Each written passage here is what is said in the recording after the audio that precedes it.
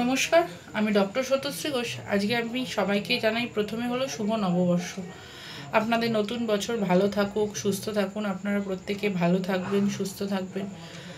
আপনাদের সাথে আজকে সেটা নিয়ে আলোচনা করব, সেটা হচ্ছে অ্যাংজাইটি নিউরোসিস। কেন বলুন তো? আমাদের মন ভালো থাকলেই আমাদের শরীর ভালো থাকবে। তাই বছরের প্রথমে আগে মনটাকে ভালো করি, তারপরে আমরা আমাদের শরীরটাকে ভালো করব। তো এটা বলতে গিয়ে এটা বলবো যে অ্যাংজাইটিটি কী, আগে এক কথায় বলি। অ্যাংজাইটিটা হলো আমাদের একটা সাবজেক্টিভ ফিলিং, যেটা মানে ধরুন সাবজেক্টিভ ফিলিং কি মানে কোনো একটা ভয়, যে ভয়ের কারণ আমরা জানি না, বা কোনো একটা স্ট্রেস, যে স্ট্রেসের কারণ জানি না, তার একটা মানে সাবজেক্টিভ ফিলিং হচ্ছে আমাদের এই অ্যাংজাইটিটা প্রকাশ পায়। তো এই অ্যাংজাইটি নিউরোসিসের ক্লিনিক্যাল ফিচার বলতে গিয়ে আমি মানে কিছু কথা কি হয় বলুন তো। এই ক্লিনিক্যাল ফিচার মানে কি সিমটমস আমরা দেখতে পাই? কনসেন্ট্রেশনের খুব অভাব এক, তো দ্বিতীয় হচ্ছে মানে কোনো মানে ইন্টারেস্ট কোনো কাজের প্রতি একদম চলে যাওয়া, মারাত্মক রকমের ভয়। এইগুলো কেন হয় বলুন তো? এই মানে এনভায়রনমেন্টাল স্ট্রেসটাকে সে অ্যাডাপ্ট করতে পারছে না, তার উপর মারাত্মক রকমের একটা স্ট্রেস চলছে, ঠিক এটার জন্যই হয়। আর এর কারণ বলতে গেলে মানে এটিওলজি, এর ফ্যামিলি হিস্ট্রি হলো 15%। আর তার সাথে মানে খুব মারাত্মক রকমের একটা মানে এটিওলজি বলতে গেলে এটাই বলতে হয় ইমোশনাল আনস্টেবিলিটি, এটা খুবই মানে বেশি পরিমাণে থাকে।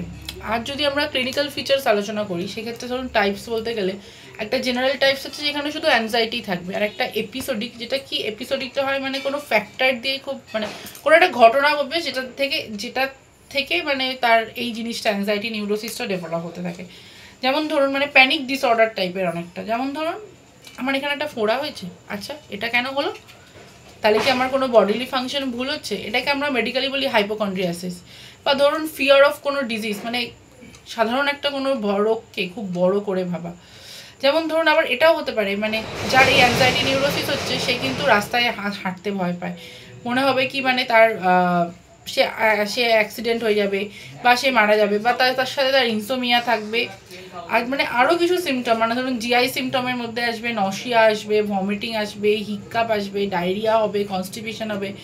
নার্ভাস সিমটমের মধ্যে আসবে তার প্রচণ্ড রকমের টুইচিং হবে, মানে মাসেল টুইচিং হবে, এত তার অ্যাংজাইটি স্ট্রেস থাকবে। ট্রেমার্স মানে হাত কাঁপা থাকবে। বা ধরুন যদি জেনাইটিভুলারি সিমটমের মানে সিস্টেমের সিমটমস আমরা ভাবি, তাহলে তো মানে ফ্রিকোয়েন্সি অফ মিকচুরেশন হবে, তার সাথে মানে একটাও হবে মানে মারাত্মক রকমের প্যালপিটেশন হবে। এই ধরনের সিমটমসও থাকবে। তো সবার আগে যদি মানে এই ট্রিটমেন্টের কথা ভাবি, সবার আগে পেশেন্টকে অ্যাসিওরেন্স দিন জিনিসটা কিছু না, এটা নিয়ে ভয় পাবেন না, সব কিছুকে মেনে চলুন, সব কিছু ক্লিয়ার করুন। আরেকটা জানেন তো, আমাদের 333 রুলস আছে। মানে ধরুন আপনার যখন কোনো বিষয় নিয়ে খুব ভয় পাচ্ছেন, খুব স্ট্রেস আসছে, সাথে সাথে বিষয়টিকে অন্যদিকে ঘুরিয়ে দিন। আপনার সামনে যে 3টে জিনিস দেখতে পাচ্ছেন, সেই 3টে জিনিস নিয়ে আলোচনা করুন, সেই 3টে জিনিস নিয়ে ভাবতে থাকুন, বা প্রত্যেক দিন একটু সময় করে না মেডিটেশন করুন। আপনি ঈশ্বরকে ভালোবাসুন, আল্লাহকে ভালোবাসুন, তার কথা 15 মিনিট ভাবুন, বা আপনি যে লেখককে ভালোবাসুন তার কথা ভাবুন। কোনো কাজ শুরু করার আগে একটু মেডিটেশন করুন, তাহলে দেখবেন আপনার মধ্যে কিন্তু এই ভয় জিনিসটা, এই দুর্বলতা জিনিসটা অনেকটা কমে গেছে। এই কিছু ছোটো ছোটো টিপস মানে মেনে চললেই হবে। আর সমস্ত জিনিসকে অ্যাকসেপ্ট করতে শিখুন। সবসময় ভাববেন আমার থেকে কষ্টও তো অন্য কেউ আছে, সে যদি ভালো থাকতে পারে আমি কেন ভালো থাকবো না।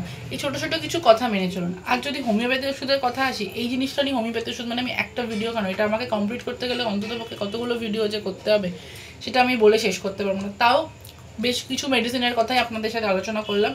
আরও কিছু মেডিসিন আমি জানি বাকি থেকে গেল, সেগুলো পরে কোনো দিন আপনাদের সাথে আলোচনা করবো। শুরু করা যায়। প্রথমে যদি বলি, আমাদের হোমিওপ্যাথি ওষুধে অ্যাকোনাইটের মধ্যে কিন্তু এই সিমটমস রয়েছে, মানে great fear of and anxiety. মানে সে জানছে তার মানে শিওর মানে তার কোনো ডিজিজ হয়েছে। আর যদি তারপরে একটা ওষুধের কথা আমরা যদি বলি, অ্যানাকার্ডিয়াম কি বলুন তো?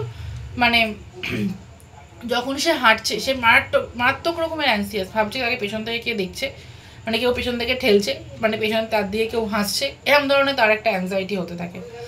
আর ধরুন যদি অ্যাসারামের কথা বলি, অ্যাসারাম মানে ভাবছে কি সে হাওয়ায় ভাবছে, প্রচণ্ড নার্ভাস, অ্যাংসিয়াসনেস তো আছেই। আর ধরুন মানে আর্সেনিক, সেটা তো বলার কিছু না, আমরা প্রত্যেকেই জানি, মানে ফিয়ার অফ ডেথ, মানে তার কাছে কথা হচ্ছে ইউজলেস টু টেক মেডিসিন, মানে কিছু বলার নেই। একটা হলো ক্যালকেডিয়া আর্টস, যে কোনো রকমের স্লাইটেড ইমোশন বা কোনো কিছু, তার একটাই হয় প্যালপিটেশন অফ হার্ট শুরু, মানে হার্টে একটা প্যালপিটেশন শুরু হয়ে যায়। আর যদি ডাল কামড়ার কথা বলি, মানে সে অ্যানসিয়াসের সাথে মারাত্মক রকমের রেস্টলেস, মানে এত ইরিটেবল, মানে কি যে কথা বলবে, কথা বলার জন্য ঠিক কথাটা খুঁজে পাবে না, মানে cannot find the right words, মানে কোনো সময় তার ঠিক জিনিসটা খুঁজে পাবে না। জেলসিমিয়াম অনেকটা আর্সেনিকেরই মতোই, ফিয়ার অফ ডেথ। আর ধরুন একটা ওষুধের কথা বলি, ধরুন একটা মানে মেয়ে 13-14-12-13 বছরের মেয়ে, যার একবার মেন্সেস হয়েছে, হওয়ার পরে তার মেন্সেসটা আর আসছে না, তার সাথে মারাত্মক রকমের তার অ্যাংজাইটি, মারাত্মক রকমের ইরিটেবল, মানে কেউ যদি তাকে সেটাতে বোঝায় সেটাও তার জন্য খুব খারাপ হয়। এক্ষেত্রে কিন্তু আমরা হেলেবোরাসের কথা ভাবতে পারি। আর যদি হায়োসাইমাসের কথা ভাবি, সে হলো মানে ফিয়ার অফ বিং অ্যালন, ঠিক আছে। আর যদি মেডোরিনামের কথা ভাবি, মানে কোনো রকম সাংঘাতিক মারাত্মক মানে একটা আওয়াজেই তার অ্যাংজাইটি শুরু হয়ে যায়। বা ফাইসোস্টিগমা মানে তার একটা আনকমন মেন্টাল অ্যাক্টিভিটি থেকে তার অ্যাংজাইটি শুরু হয়। বা মেনিয়ান্থাস মানে অ্যাংজাইটিটা তার হার্টে ফিল হয়। বা পোডোফাইলাম তার ডিপ্রেশন, তার স্পিরিটস। ফাইটোলাকার মধ্যেই কিন্তু অ্যাংজাইটি আছে, মানে সে একা থাকতে খুব মানে চায়। সেপিয়া মানে টোটালি মানে আলাদা থাকবে, কোনো রকম তার অ্যাংজাইটি নেই। যাই হোক, আমি আর মানে অনেক ওষুধ আছে, আমি আলোচনা করে আজকে মানে কমপ্লিট করতে পারবো না, এই অবধি আজকে আলোচনা করলাম। আবারও সবাইকে বলছি শুভ নববর্ষের শুভেচ্ছা, সবাই ভালো থাকবেন, সুস্থ থাকবেন। আর ভিডিওটা কেমন লাগলো আমাকে কমেন্টে জানাবেন। নমস্কার।